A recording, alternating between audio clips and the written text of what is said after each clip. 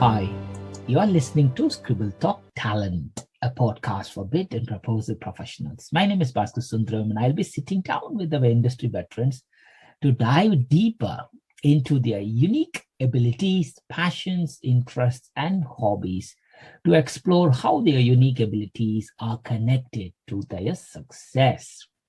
Today's guest is Mairi Morrison. If you are a listener to Scribble Talk, you might know we already captured Mairi's story, part of episode 62.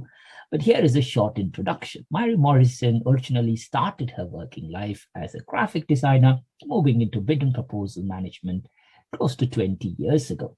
She's an all-rounder in the profession with an excellent record of proposal management, winning complex multi-million global bids for corporate companies, having worked in UK, US, and has Greece, Kuwait, Norway, South Africa, also worked for a smaller company to a corporate company, and now for SP.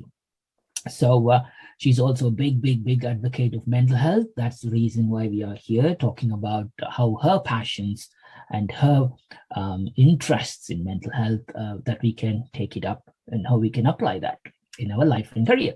As I told you, more on this on episode 62. But even though there are a lot of interest Mairi holds, like swimming, mountain biking, gymming, photography, painting, drawing.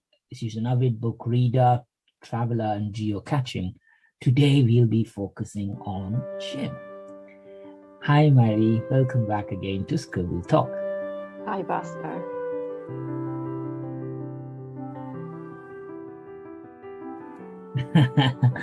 Mairi, I know we can talk about every single one of your hobbies for an hour, but let's just pick up one. Let's talk about the gym part. When did it all begin?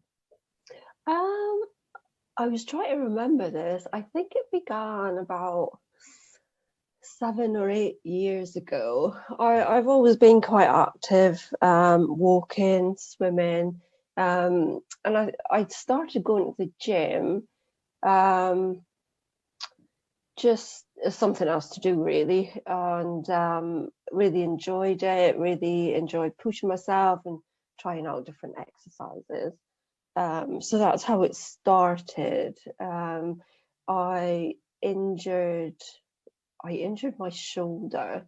I had a frozen shoulder, which meant that I couldn't really swim. So I changed over to go to the gym because then I could do exercises without using my shoulder until it kind of recovered. And I found that I really liked going there. So originally I went to the gym to do different classes. It was also to try and get out and meet new people, because although I've lived in High Wycombe for 20 years, most of that 20 years I've had my head in my computer working and not really had time to, gain new friendships and things. So part of it was to kind of meet new people. Nice, Mairi. And as you told me that you just started gym a few years ago, that too at the back of injuring shoulder with swimming. So you also mentioned you've always been active. So let's talk about, what sort of games were you playing when you were a kid? Games I played as a kid. Oh, my favorite game was Game of Life. And it's a board game, and you kind of go through life and make different decisions and roll the dice, and it puts you down a different path. Don't know why I like that game, but I've got 3 brothers, and they always used to laugh at me because I liked it. And I tried to buy it again recently, but it's always out of stock. So it's one of the games that I want to get a hold of again. Yeah, totally. And swimming, was that the very first kind of active sport that you did? Or Yeah. So as a child, I absolutely hated water. So my mum was a very strong swimmer, and when I was a child, probably about 3 or 4, she used to take me to the swimming pool, and she gave up because every time my feet touched the water, I would scream the swimming pool down. And so she decided that it was not worth the embarrassment of taking me to the swimming pool. And then when I was 10, my best friend went to swimming lessons, and I wanted to go with her. And so I said to my mum, I want to go swimming lessons. And she was like, oh, that's never going to work because, you screamed the place down as a kid. But I went anyway. So I have this thing where I decide I want to do something, but I don't really think it through until I have to do it. And then I think, why did I think I could do this? So I went to the swimming pool, my friend, to the swimming lesson. And at the time, our swimming pool went from 3 foot deep to 10 foot deep, and like 6 foot was about the middle. Now I'm only 5'3", so 6 foot, I was never going to be able to stand on the bottom of the pool and be able to breathe out of the water. So I was stood on the side of the pool at 6 foot depth, and I didn't want to do it. And back in those days, there were no health and safety regulations, and the swimming instructor just came up behind me and pushed me. And the way he pushed me was that, so I wouldn't just go in right beside the side, that I would basically go flying into halfway across the swimming pool. And at 6 foot depth, it was either I had to sink or swim. So I managed to swim to the side. And then that was the start of me swimming, because I absolutely loved it.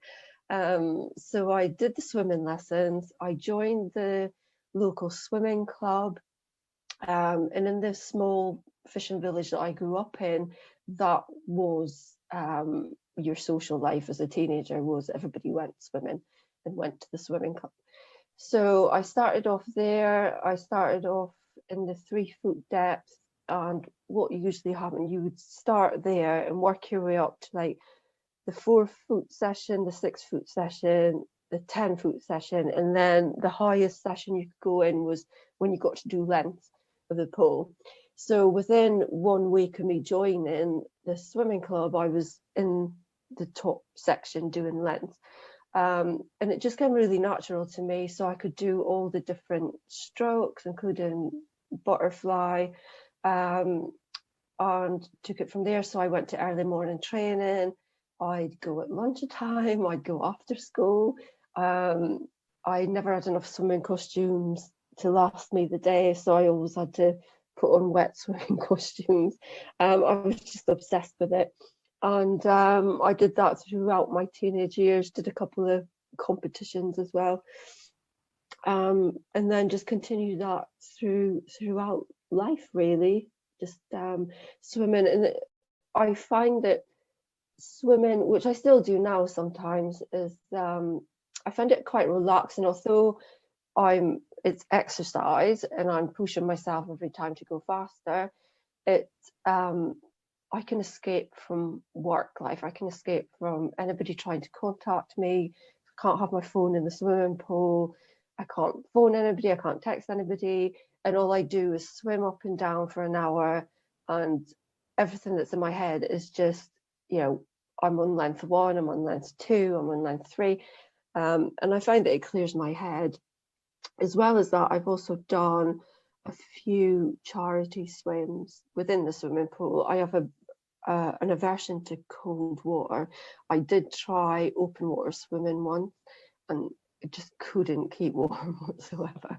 And so the swimming pool is the best place for me because the water is slightly warmer. So I did a couple of charity swims for a charity called Aspire, and they deal with people that have spinal cord injuries. So a lot of these injuries are just happen.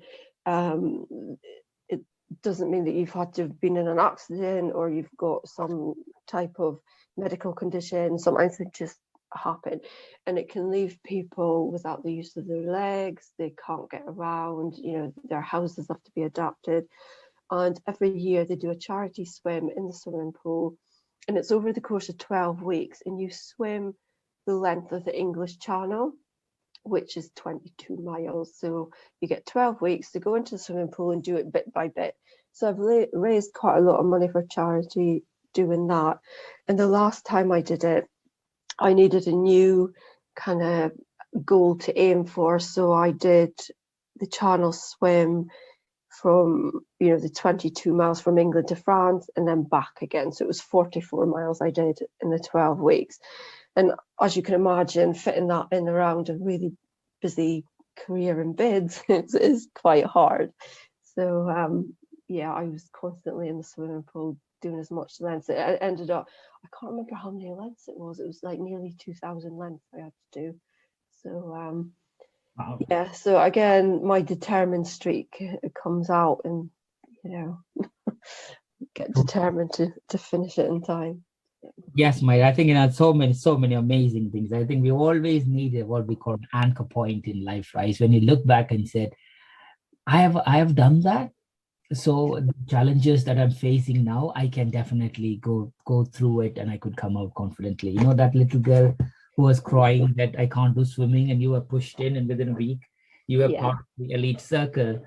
For me, those are the little anchor points when, now with COVID and now with all the stress and other things that we go through, we all need that little points in our life, right? When we look back and say, you know what, I did it and I enjoyed it. And in addition to, you made relationship, physically fit, muscles, strength, and so many positive things. That's amazing, Mary. And I'm glad that you're still pursuing this passion. And as you rightly said, working, it gives you so many other life skills, right? Life principles. You said, like 44 miles. So how long was that, Mary? Do you have to do continuously in one stretch, or? No, so you get 12 weeks to do it. So you can go into the swimming pool, you could swim, half a mile a day for X amount of weeks or whatever, or you just kind of fitted it around everything else. But you had 12 weeks that you had to do the 44 miles in. Got it. That's brilliant. I mean, like, every little thing is a plus. And where many kids are, now I have two boys who are just gradually becoming teenagers as you speak. It's very hard to keep them active, right? It's just like, because they're stuck in the phones and stuff. These stories are very positive.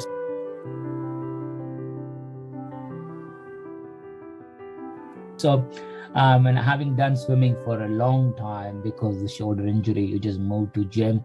I know, it could have been slightly daunting. You enter a traditional gym and you see a few others training, and they are doing whatever they are doing. How did you kind of help yourself to just initially get into the gym, settle in, and then make it as a habit? It's been quite a journey, actually. So when I started going to the gym, I went to classes, which were great, but I didn't see any kind of change in my fitness. So I found out about a personal trainer and went to them. This guy called Scott, he's a local trainer, and he was fantastic, very positive attitude. And through him, I managed within the course of 9 months my strength went up. I lost like 50% of my body fat that I had. He taught me how to eat healthily, not just eating salads, but healthy foods that you needed to eat to have enough power to train. So a lot of people will go on diets where they cut out fat, they cut out carbohydrates, that type of thing. But the kind of healthy way to do it is a certain amount of healthy fats, a certain amount of carbs, and a certain amount of protein, dependent on your body composition. So he taught me all that, and I was successful at that. And then I decided to go alone because personal trainers are quite expensive. And so for the next few years, I just continued going to the gym and, just using the machines and stuff. The gym I go to, they have a separate section at the end of the gym, and it's where all the big guys go to train, like with heavy weights and do all the deadlifts and that type of thing. And I was always scared to go in there because I didn't know what I was doing. So it wasn't until about a year ago, really, that I ended up going into that section of the gym. And the reason why was because I'd stopped seeing any improvement in my fitness. Classes weren't working, and yeah, I've grown older, and as you get older, it's harder to lose weight and tone up and everything.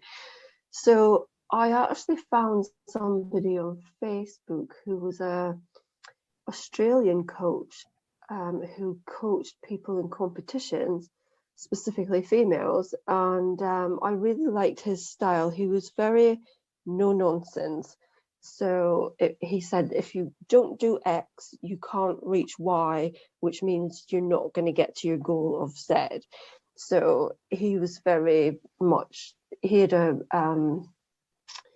not a course. He had like an 8-week course where he would explain what you needed to be eating, how much you needed to be eating, and one of the things was carbohydrates had to be quite high, and that kind of goes against the grain of what health people seem to say at the moment. And if you want to lose weight, you cut carbs, but if you're training in the way that he trains people, you need the carbs to then be able to have the power to lift heavy weights.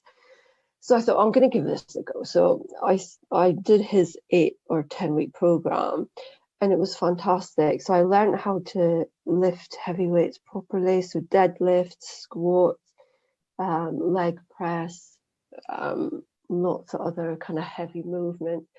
And it meant I had to go into that scary bit of the gym, but I did it, and I found that once I'd started going on a regular basis, that people, mostly it was guys in there, they would speak to me, we'd say hello and stuff. So I didn't feel that I shouldn't be there, and they'd often help. Sometimes I'd be trying to lift heavy weights to put on the bar, and I couldn't lift them, and so the guys would help and stuff.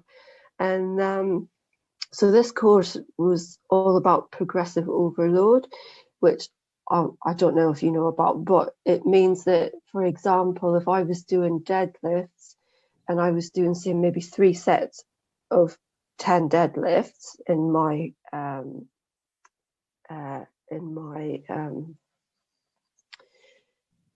routine, I would, if I was doing 10 kilo deadlifts one week, next time that exercise came round, I had to do it heavier, so that you're progressively upping the load that you're lifting.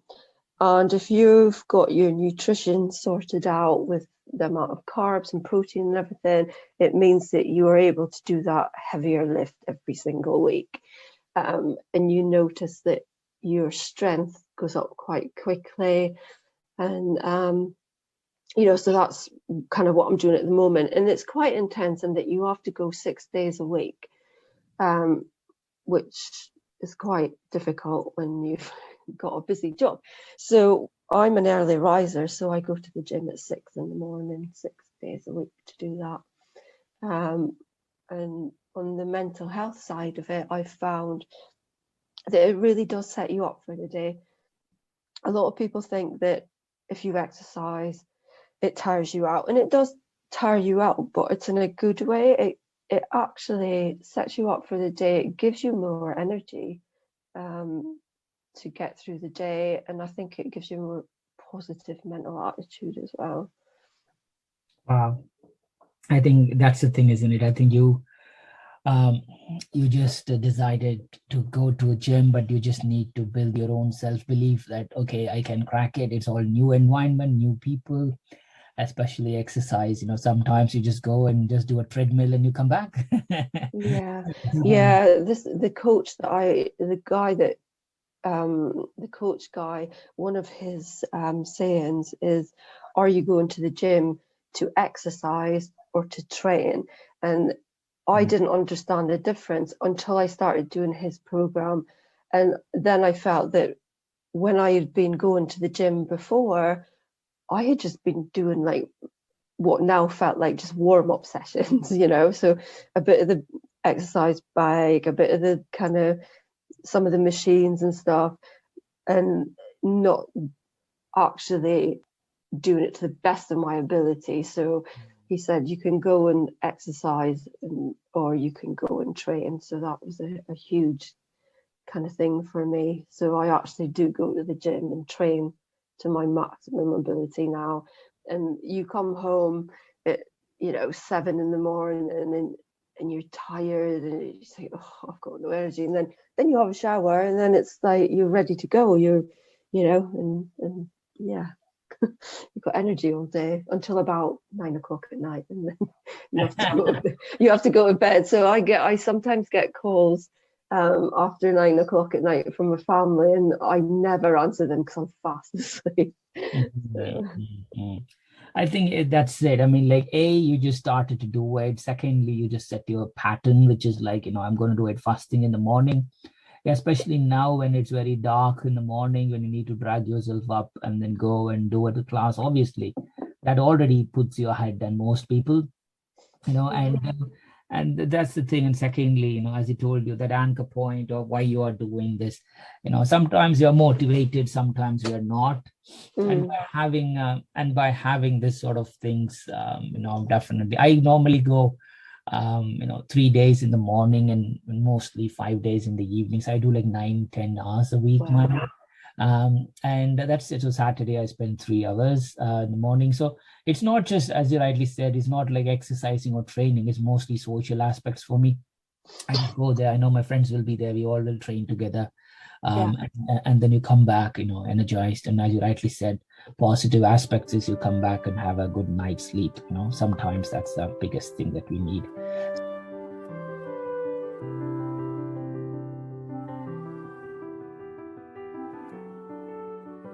I think people might be wondering, what are we talking here? I think that's it. It's like, yes, more and more we talk about work, but blocking this sort of time just for yourself, my me time, isn't it, Mairi? I found that quite difficult to, I think in my life, I tend to try and help other people rather than focus on myself. So during COVID, I when we had all the lockdowns and things, I had time to spend, looking after myself. And it was one of the things I put in place, going to the gym, making time to go to the gym. And, and again, it's a positive characteristic to have, is being able to put that in place and make sure that you go every day, and build that up so that you build it into a habit, and there's days where I get up in the morning and think, I live 3 minutes walk from the gym now because I've just moved house. And even that sometimes feels like I just don't want to walk 3 minutes to the gym. But, it's about having that positive attitude and just going and getting it done. And I think that's a good life lesson to learn, about being disciplined. And, a lot of people, there's a big thing recently in the gym world about, people say you've got to be motivated to go to the gym and stuff. And it's not really, it's about discipline. It's about putting that time in your diary to do it. And I think that leads to other lessons about, what other time you put in your diary for yourself.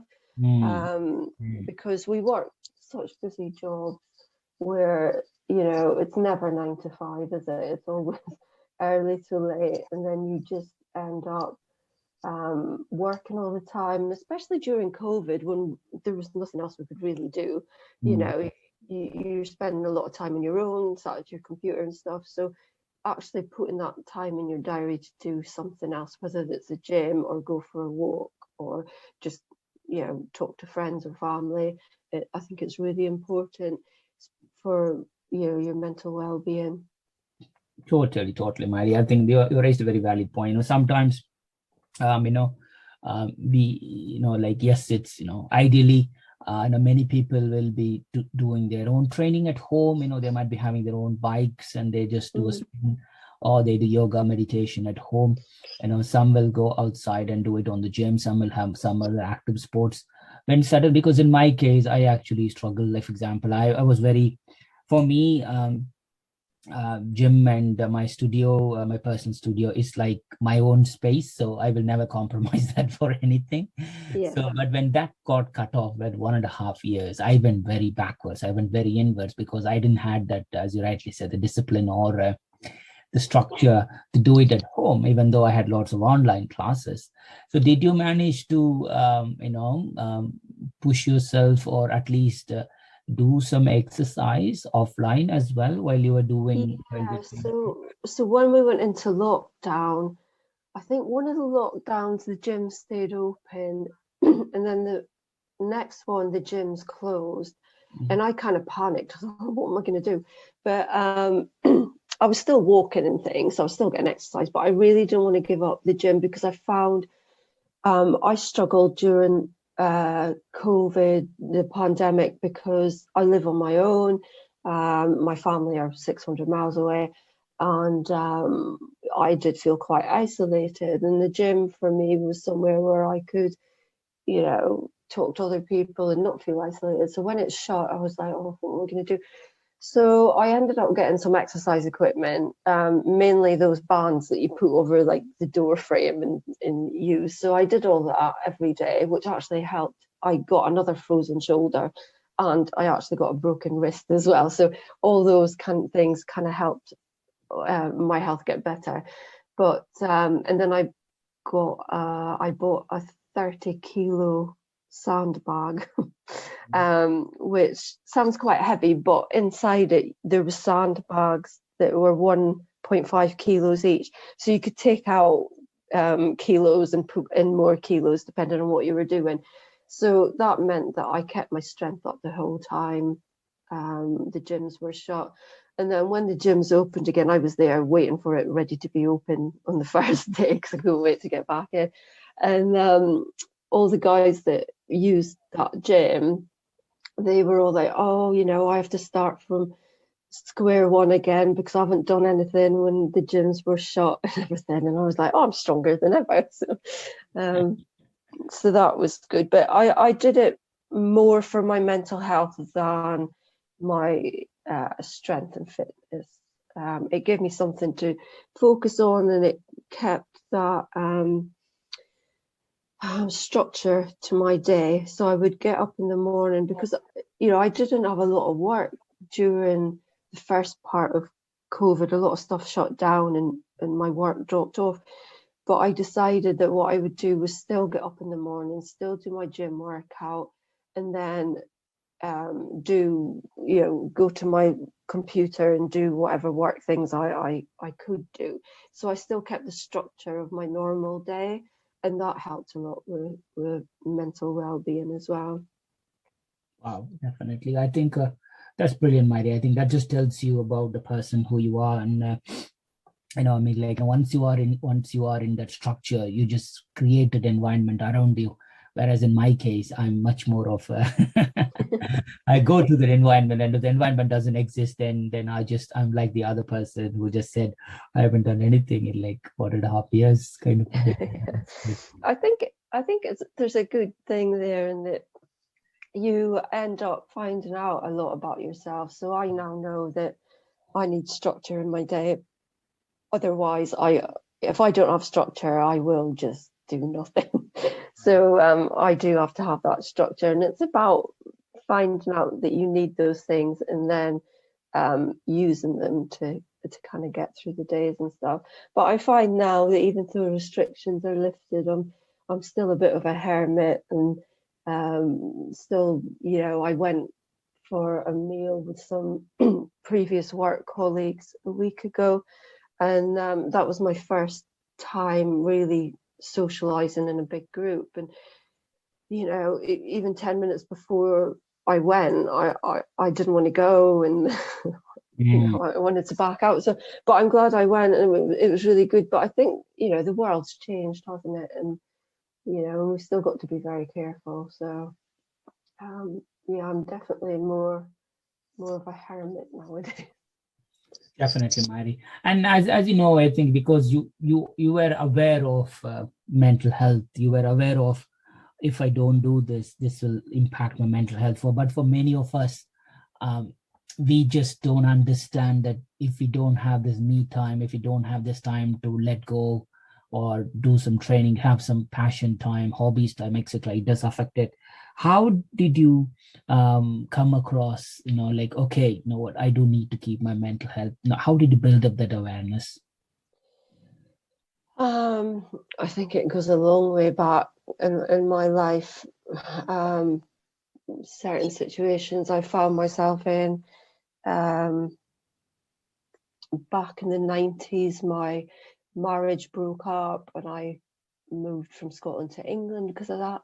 And I had to deal with a lot of stuff that came out of that. So I found that it was natural for me to be able to kind of look into the situation I'd been in and then look at how I could solve the issues that came out of that to better myself. I've always I have imposter syndrome, which most people have, I think, and I always feel that I've got to keep progressing and doing better to kind of prove to myself that I'm good enough, really. And that kind of goes across the gym, it goes across work, it goes across, my life outside of work. And then when I started a bid management career, I'd had no training. I just fell into it like everybody else does. Didn't really have any contact with any other bid managers, and my workload was really heavy, and I had a bit of a breakdown after a couple of years because I just took everything on and just did it, working late nights and stuff. And it was then that I thought, I have to deal with this. You have to kind of crawl out of that hole, and the only way for me to do that, I thought, was look at the issues, look at why did I get so stressed, and how can I deal with that better in the future. So I've always been driven to kind of better myself. So when I'm in a situation like I was with that breakdown, it was about me looking back, seeing the issues, and then finding solutions to those issues. And that's what I've done since then. I spent a couple of years looking at why I got stressed, how I could be less stressed, and putting things in place that if I did get stressed, I knew things that would take it away, like going swimming or going for a walk, or reading a book. Because if I read a good book, I get lost in the book, and that kind of feels like you're in that life, you're not in your normal life. So things like that, just putting key things in place to help, and that helped me through a lot of situations in my life, and it helped through COVID as well. So I think it's that self-awareness of how you react to things and how you can react better. And it's also about reaching out for help. And I know that I've done a lot around mental well-being in the industry. I've now done 2 surveys and did a lot of webinars and things on it. And I'm probably one of the world's worst for reaching out for help. I tell everybody to reach out for help, and I know how difficult it can be, because I find that if I'm slightly stressed or I know I'm going down that road, I will talk to people about it. But if I'm in a really bad place, I find that I just kind of look inward and don't reach out for help, which is bad. So I totally understand people that don't reach out and talk to people, but I do also know that it's the best thing you can do, because then the issue doesn't seem so bad once you've talked to someone about it. And I think just every bad situation I've had in life, at some point, probably not when it's been happening, but a few months down the line, I've been able to look back and think, right, those are the issues, this is how I reacted, and this is how I could react better, and this is what I can do better. So I think life's just a constant learning experience about yourself, really. Even though we as people, we know ourselves better than anybody else does, at the same time, I don't think we really know ourselves, if that makes sense. And I think, as we go through life, you're just constantly learning more about yourself. And I think it's always good to kind of reflect on that and be self-aware and see what you can do better.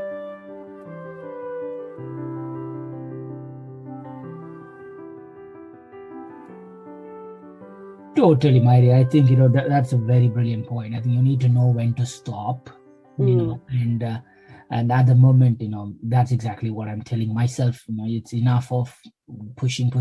At some point, you need to listen to your body and mind and having this sort of avenues like the gym and swimming and other things are like the little things that you kind of release your anger, release your anxiety and so many other things. When you come back, so it calms you down, then you just go forward. But at some point, even those things, as you rightly said, you had a shoulder injury, then you need to move into different ways of helping yourself, learning about how you can support each other and stuff. That's brilliant.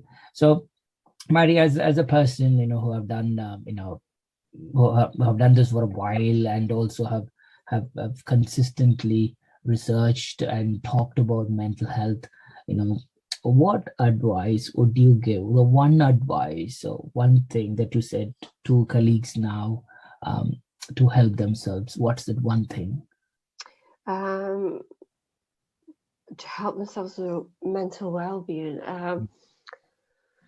I think there's two things. One, because obviously we've all been isolated and things with COVID. I think one of the things is to make sure that you get back in amongst people in a safe way, whether that's meeting people face to face, or talking to people on the phone, people that are close to you, and being quite open about how you're feeling. I think the pandemic's changed how we feel about mental well-being for the good. I think people are more open to talking about well-being and how people are coping.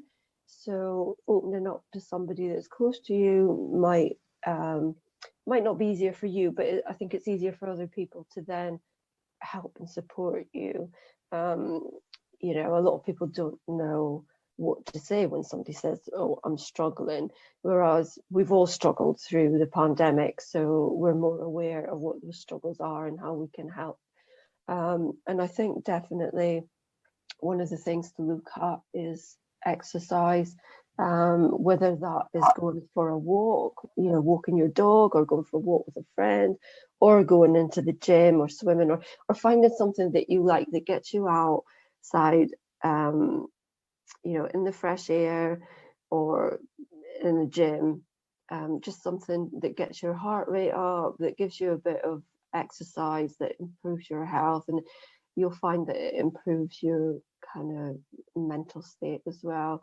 And also, if you really get into that type of thing, it can help if you start eating healthily. The exercise you're doing makes you sleep better at night. I find when I go to the gym that often, I have a very good sleep. So I have had problems sleeping where I get quite a lot of nightmares and things. But if I'm going to the gym and exercising or swimming or whatever, it seems to settle it. So yeah, I think it's just about reaching out to people if you're finding it hard to cope. People are more aware of the struggles everybody's going through, and try and get out and get some fresh air. That's amazing, Mairi. I think what you just said is super important, especially the new culture of social media and stuff is all about, hey, look at me, so look how great I am. look how cool it is, look at my achievements, etc. Where very rarely people say, hey, you know what, I feel bad, I'm not feeling well, I need help.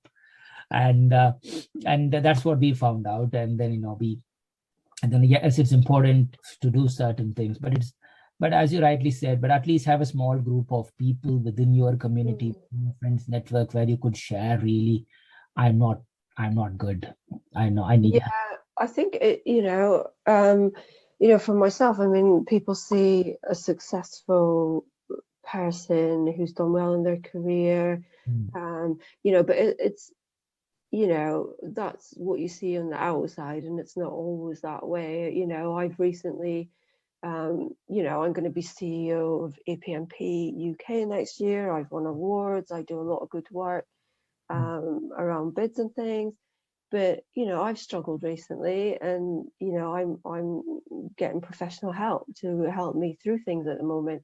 So, and I'm saying that to show people who listen to this that there's no shame in admitting that you struggle with things that life throws at you. And if you don't have anybody to to help you cope through those hard times, there is professional help that you can go and seek, and there's no shame in that at all. 100%, Mary. I think you nailed it. You nailed it really well. I think that's where, you know what, sometimes we are pushed because of certain factors that takes us, like, you know what, especially nobody has actually had enough time in this past 2 years. Some people say this 2 years was a blessing. I was able to let go a lot of things, and I was able to kind of connect to myself and to my family and others. But for others, these 2 years are pretty much kind of curtailed their entire growth. It's like you are clipped, your wings are clipped.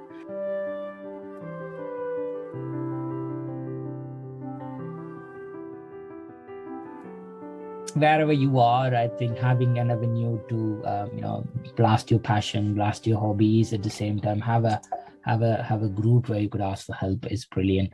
So so the last one, as you also say here, Mairi, is, I know, because we are running a survey on Great Resignation ourselves, right? Just like, are you going to stay or are you going to move? The results are quite interesting so far. We'll be taking it until end of January, just so that we collect like 6,000 entries. But so far we have like 450 or something, and what that means is, I think over 30% are planning to change within 3 to 6 months. And then over 11% will change within the next 30 days. So they are already in the move, etc. So obviously, people want to move on from wherever they are into wherever they want to be. So it's this talents and passions that fuels us to contribute, not just to ourselves, but also to others. So any last comments, Mairi, on this particular topic? I know we talk about unique ability. It's what you love, it's what you do best, and that changes all the time, right? I know you started from swimming, you moved to gym, mental health, and there are so many other things that we haven't touched today. If outside, if you want to ask people one question, what question would you like to ask them? I have a post-it note on my board that I always go by, and it's a question, and it always challenges me, because I might come across as motivated and disciplined, but sometimes I'm really not, and I want to do so much different things, and I just never do them. So on my post-it note, there's a quote, and it says, "If not now, when?" So that's the question I would ask of everybody. So all those things that you want to do that you've been putting off, it's like, if you don't do them now, when are you going to do them? So, and that's a question to kind of challenge yourself with. Brilliant, Mairi, brilliant. I think that's super nice. Thank you for that. I think we tend to believe that everybody can do the same things as we can. I think that's what I always tell people. The best practices are best practices, right? But we take it, we process it in our own way, and we apply that in our own way. Yeah. There are things that you tend to think it's applicable for everybody, but that's not. I mean, like, you are unique, and you are there here to do unique things. And it's been an absolute privilege, Mairi. I know when we started this, we were wondering, can we talk for 30 minutes? But here we are. Yeah. Thank you so much for joining on the Talent Talk. It's continue to wake up in the morning and then do what you're doing, and add more as you always add, and start to share. Congratulations on the Chief Executive role of the APMP next year. Looking forward for a lot more positive things from you. So if I didn't speak to you in the next week or so, have a great Christmas and New Year. Continue to inspire bid and proposal colleagues and everybody around you. Thank you, Mairi. Thank you.